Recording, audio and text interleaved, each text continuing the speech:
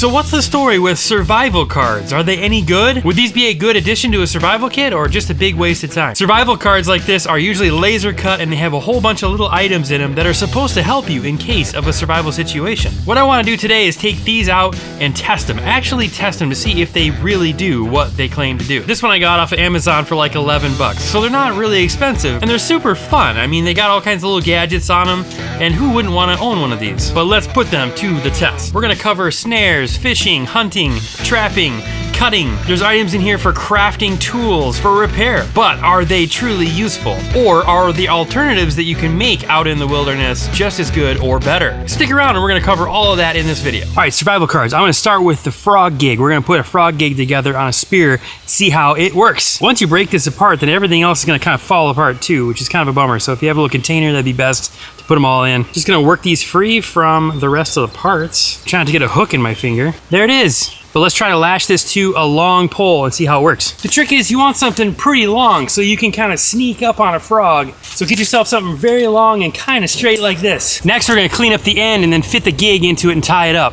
What we need to do is split this down the middle and then slip this gig in there, then lash it with some cordage. Now we just slip the gig into that split we made. Now we just have to lash around it. There's 7 nylon strands inside of a 550 paracord. So I'm just gonna use some of those to tie this on. I'm gonna tie on a clove hitch to start off.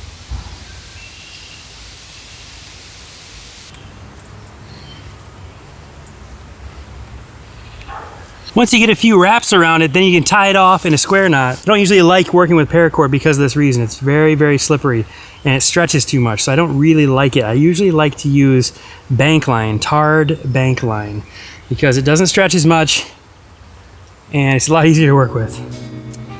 There's our frog gig.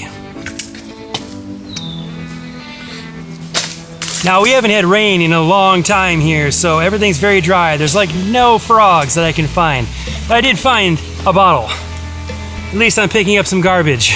This stuff bends really easily because it's stainless. It doesn't take much force to completely mangle it, but then you can just kind of bend it back.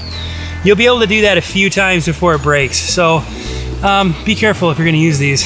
Another item on these survival cards are what they call snare buckles or snare locks. These are really great when you are trying to snare or trap game using snare wire, because these, if you set them up right, can actually lock the wire in place when it cinches around an animal. Because what I'm demonstrating here is a squirrel snare, I'm gonna use the very small one that they gave us.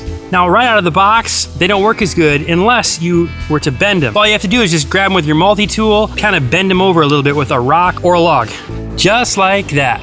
That's why every survival kit should have a multi-tool with you, because it just makes life easier. A lot of survival kits will come with snare wire like this. Now, you can make an effective snare out of this material. However, using a snare lock like this from a survival card can be very, very helpful, because it really improves the chance of actually snaring the animal and keeping it. It can be effective to just simply pass the wire into the loop like this, but you can imagine if it tightens down, it can just loosen back up again. That's why we really want to have that snare lock in there. So instead of a loop like this, we put the snare lock on first, like so. So this part that we bent over is going to ride up and down on that working end of the rope here.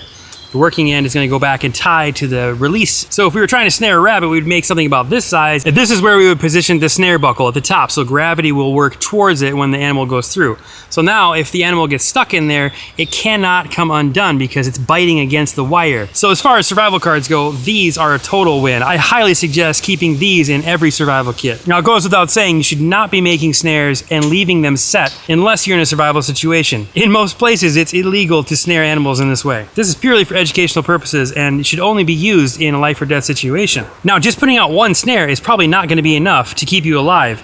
Most people greatly underestimate how many traps and snares they need to make in order to stay alive. If you're in a survival situation, you would have to have a lot of these snares set. So make sure that all your survival kits have a lot of wire and plenty of these snare buckles. Might not be a bad idea too to pre-make these sets like this, these snare sets, so you can easily deploy these and get them set up quickly. Okay, next, let's talk about these saws that they have. They have several saws on this card, and a lot of survival cards have these saws in them. So let's see if we can make something that will actually cut something. This one has a couple of needles inside of it.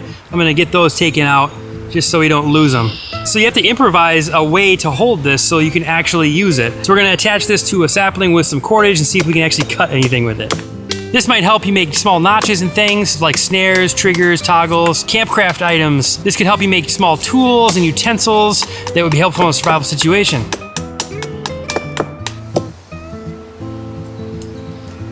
I'm gonna take a little bit of that snare wire and I'm gonna lash it on these 2 points right here and twist it down nice and tight. Then we'll see if it cuts.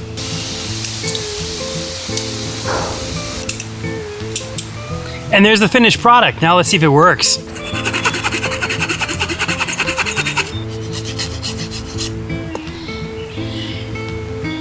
So I would definitely give that an A+. For what it's supposed to do, it does a great job, which is just fine detail work. It makes quick work of making toggles for snares and stuff like that, which is incredibly important. Yeah, in a pinch, this would be a great thing to have in a survival kit. Don't expect to fell any trees with this. It's not really gonna cut through a whole lot before it dulls. It'll help you make arrows. It'll help you make notches for toggles. So yeah, A+. Now, something that intrigued me on this one is they have some barbed needles here, and I'm thinking to myself, that would be great for a spring snare. It snap closed on an animal, and it would pin him in place with those barbs. Maybe we could fashion something up with that.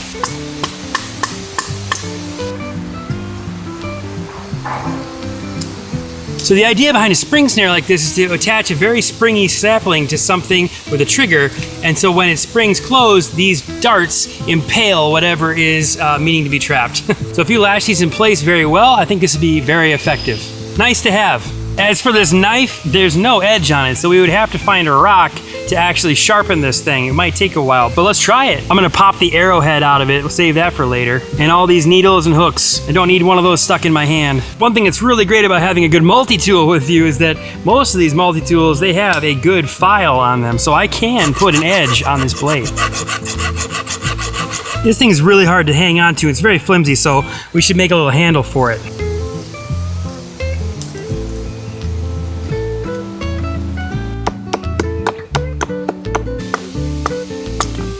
Always carry Gorilla Tape with you. It is a lifesaver. If you didn't have a knife to baton this, you'd use a thin rock to split this in half. There we go. A little knife. Let's see if it cuts anything.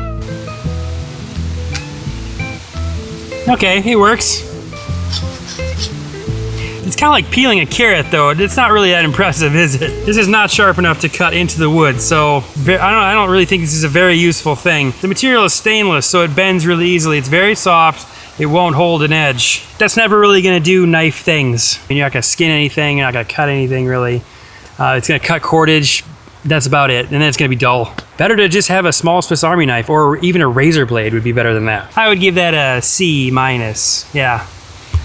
As far as the arrows go, making a bow that is effective in the wild is not exactly an easy task. It takes a lot of time and even some practice to make a bow that's worthwhile and is gonna hit anything with enough force and accuracy to take it down. These arrowheads that are supplied with this kit are kind of big actually, and you'd actually need a bow with a considerable amount of force behind it. You can find a piece of hardwood like this that's got an excellent spring to it, but it's just not gonna have the power needed to put that broadhead through an animal and kill it. I don't think the arrowheads are a very practical item for this kit. Sure, if you take 6 hours, 8 hours to make a really nice bow and some arrows, make sure that they're fire hardened, it might be nice to have those, but also you can just fire harden the tip of a hardwood arrow and make some barbs in it if you want, and it would have a similar effect. If you are gonna try it though, grab a hardwood sapling like this, that's nice and tall, about as tall as you are. Find the natural bend in it by pushing on the middle. So a bow made from a sapling like this is not gonna be very strong at all, but you can improve its speed. This is called making a bundle bow. You can round lash saplings to an existing bow to increase its power. So when you make a bundle bow, you basically want to just have one main sapling and then you layer other saplings on top of that.